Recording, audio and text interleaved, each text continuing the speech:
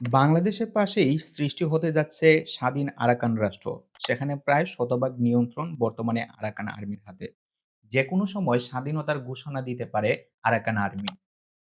কিন্তু প্রশ্ন হলো, আরাকান যদি স্বাধীনতা ঘোষণা করে তাহলে বাংলাদেশ কি তাদের স্বীকৃতি দেবে? বাংলাদেশে নির্বাসিত ১২ লাখ রোহিঙ্গা যারা আরাকানের নাগরিক তাদের ফেরত পাঠানোর প্রক্রিয়া কেমন হবে? রোহিঙ্গাদের নাগরিকত্ব প্রশ্নে আরাকান আর্মির অবস্থান সত্যিকার অর্থে কেমন? আরাকান আর্মি তাদের স্বাধীনতা টিকিয়ে রাখতে পারবে কিনা? নাকি মায়ানমারের সামরিক সরকার পুনরায় রাখাইনের নিয়ন্ত্রণ নিয়ে নিতে পারে? স্বাধীন আরাকান রাষ্ট্রের জন্মকে কেন্দ্র করে বাংলাদেশের পার্বত্য চট্টগ্রামে কি ধরনের প্রভাব পড়তে পারে এবং সেই ভিত্তিতে বাংলাদেশ রাষ্ট্রের করণীয় কি? এই বিষয়ে বিস্তারিত আলোচনা করব আজকের ভিডিওতে। আরাকান আর্মি মিয়ানমারের আরাকান রাজ্য কিংবা বর্তমান রাখাইন রাজ্যের স্বাধীনতার জন্য লড়াই করছে। এই সংগঠনটি ২০০৯ সালে প্রতিষ্ঠিত হয়। তাদের লক্ষ্য মিয়ানমার সরকারের কাছ থেকে রাখাইন রাজ্যকে স্বাধীন করা এবং এই অঞ্চলের অধিকার প্রতিষ্ঠা করা। মায়ানমারের বর্তমান রাখাইন রাজ্যের পূর্ব নাম আরাকান। বাংলাদেশের পক্ষে আরাকান আর্মিকে সমর্থন দেয়া কিছুটা জটিল। রোহিঙ্গাদের প্রত্যাবাসন, সীমান্ত নিরাপত্তা এবং আঞ্চলিক শান্তি বজায় রাখার জন্য বাংলাদেশ আরাকান আর্মিকে কিছুটা সমর্থন দিতে পারে। সেক্ষেত্রে ২ টা বড় প্রশ্ন আছে। রোহিঙ্গাদের প্রত্যাবাসন বিষয়ে আরাকান আর্মির অবস্থান কি হবে? স্বাধীনতা টিকিয়ে রাখতে আরাকান আর্মি আদৌ সক্ষম হবে কিনা? ২ প্রশ্নের সম্ভাব্য উত্তর আলোচনা করে বাংলাদেশের করণীয় কি হতে পারে সেই বিষয়ে আমার মতামত উল্লেখ করব। আরাকান স্বাধীনতা ঘোষণা দেওয়ার পর সেটি টিকিয়ে রাখার মতো সক্ষমতা আছে কিনা তা নিয়ে যথেষ্ট সন্দেহ আছে। মায়ানমারের সামরিক সরকার তাদের পুনরায় আক্রমণ করে দখল করতে পারে। অতীতেও এমন নজির আছে, যেখানে দেখা যায় বিদ্রোহীরা একটা অঞ্চলের সম্পূর্ণ নিয়ন্ত্রণ নিয়ে স্বাধীনতা ঘোষণা করেছে, কিন্তু মায়ানমার সরকার ব্যাপক বিমান হামলার মাধ্যমে বিদ্রোহীদের ওই এলাকা থেকে নিশ্চিহ্ন করে দিয়েছে। বর্তমানে মিয়ানমারের রাখাইন, কাচিন এবং চীন রাজ্যের দখল বিদ্রোহী থ্রি লায়ন্সের হাতে আছে।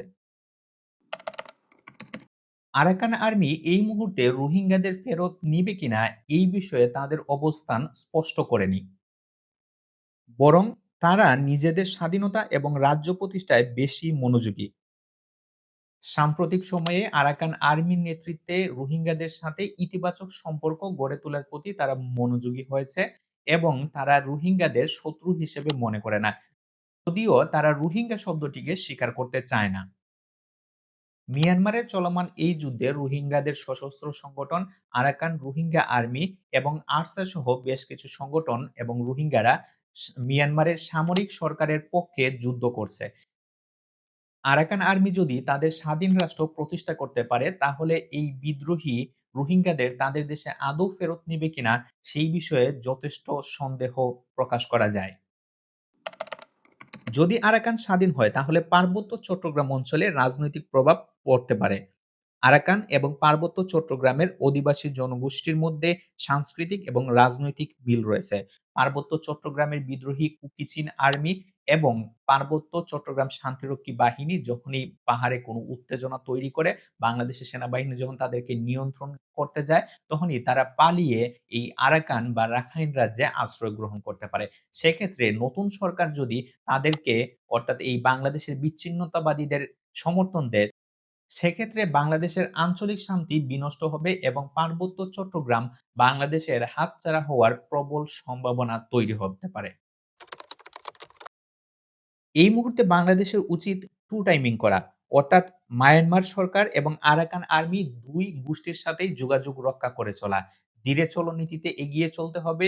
শেষ পর্যন্ত যারা টিকে থাকবে তাদেরকেই সমর্থন দিতে হবে। মনে রাখতে হবে, আরাকান রাষ্ট্র প্রতিষ্ঠা হলে বাংলাদেশের সীমান্ত হবে নতুন এই দেশের সাথে। সেক্ষেত্রে মায়ানমারের সাথে আমাদের কোনো সীমানা থাকবে না।